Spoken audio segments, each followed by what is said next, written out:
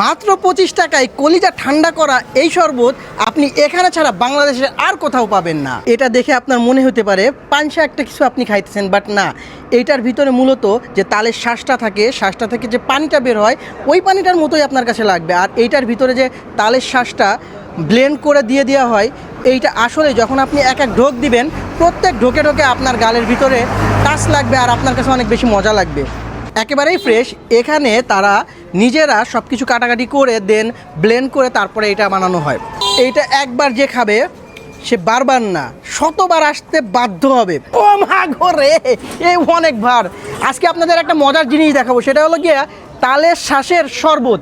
এটা আপনারা definitely first time দেখবেন, যেটা আমি অনেক জায়গায় দেখছি যে আসলে এটা এমনি খাওয়া হয়, বা এই যে দেখছেন কাটতেছে আর হলো গিয়া আপনার এইখানে দিতেছে।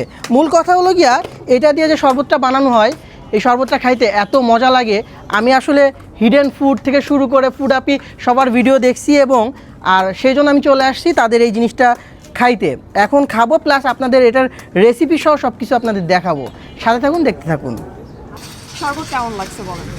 আরে ভাই, এইটা তো ভিডিওতেই 2 গ্লাস খাইতেছি, আরও যে আমি 5 গ্লাস খাইলাম এটা তো তুমি দেখছো, সাক্ষী। এত মজা ভাই। শরবত কতটা মজা হলে বা মজা করে খেলে এরকম 2 হাতে 2 গ্লাস নিয়ে খায়। এটার লোকেশন কি জানেন না বলে দিব?